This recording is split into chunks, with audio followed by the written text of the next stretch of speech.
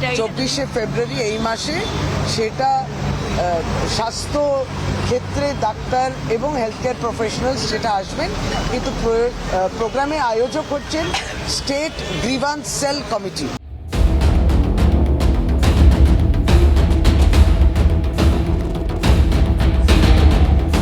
রাজ্যস্তরীয় grievance redressal committee আয়োজিত চিকিৎসক convention চিকিৎসার অপর নাম সেবা 24শে ফেব্রুয়ারি আয়োজিত হবে ধনধান্য অডিটোরিয়ামে।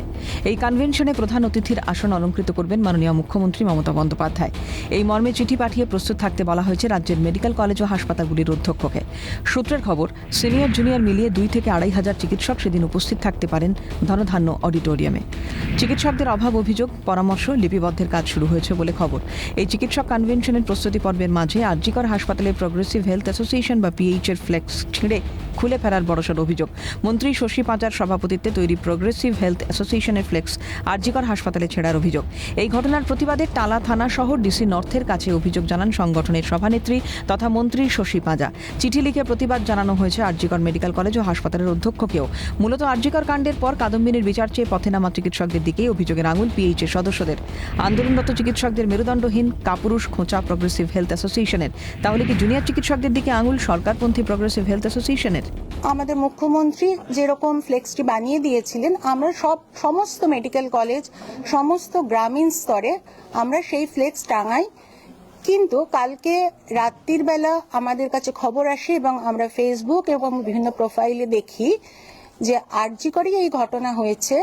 সেই ফ্লেক্স কোনো জায়গায় নেই এবং কোনো জায়গায় সেই ফ্লেক্সকে ছিঁড়ে ফেলে দেওয়া হয়েছে। কারণ এই ফ্লেক্সগুলি যখন টাঙানো হয় তখন কিন্তু আমাদের মাননীয় প্রেসিডেন্ট ম্যাডাম শশী পাঁজা এবং আমাদের এখানে যে মেম্বাররা আছেন তারা বর্তমান প্রিন্সিপালের পারমিশন নিয়েই কিন্তু টাঙিয়েছিলেন। ঘটনাটা ঘটেছে তারপর থেকে আরজিকরের আবহাওয়া যে একটু অন্যরকম সেটা কিন্তু আমরা সবাই অবগত আছি, কিন্তু এই আবহাওয়া থেকে বেরিয়ে আমাদের নর্মালাইজ হতে হবে। কিন্তু আমরা দেখতে পেয়েছি অভয়ার বিচার চাওয়ার নামে কিছু স্বার্থান্বেষী মানুষ, কিছু স্বার্থান্বেষী ডাক্তার বাবুই বলতে আমার কোনো দ্বিধা নেই, যাদেরকে আমার এই প্রেসের সামনে স্পাইনলেস বলতেও দ্বিধা নেই। আমরা যখন রাত্রিরে আমাদের নজরে এসছে যে এরকম 7টি জায়গায় এগুলো ছিঁড়ে দিয়ে কিংবা সরিয়ে দেওয়া হয়েছে, তাহলে আমরা এটা যখন রাত্রিরে জানতে পারি তখনই আমরা আর্জেন্ট ইমেল পাঠিয়ে দিয়েছি। দাবি আমাদের এটাই রয়েছে যে ইমেলগুলোতে আমরা দিয়েছি, ইমেলেতে আমরা প্রথমে তাদের দৃষ্টি আকর্ষণ করেছি আমাদের 2-3টি বক্তব্যের মধ্যে। পিএইচ এর অভিযোগ সরাসরি খারিজ করলেন জুনিয়র চিকিৎসক তথা WBJDF এর সদস্য অনিকেত মাহাতো। ভাবমূর্তি নষ্ট করার চেষ্টা এর আগেও হয়েছে, দাবি তার। কিভাবে গণতান্ত্রিক পরিবেশ রক্ষা করতে হয় জানে WBJDF, পাল্টা সরব অনিকেত।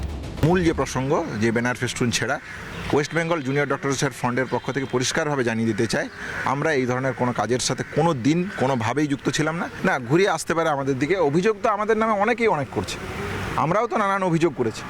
তাহলে আমরা অভিযোগ করেছি, অভিজ্ঞদের বিরুবাক্ষের বিরুদ্ধে যে ডিসিপ্লিনারি কমিটি, সেই কমিটির তদন্তের কি হলো?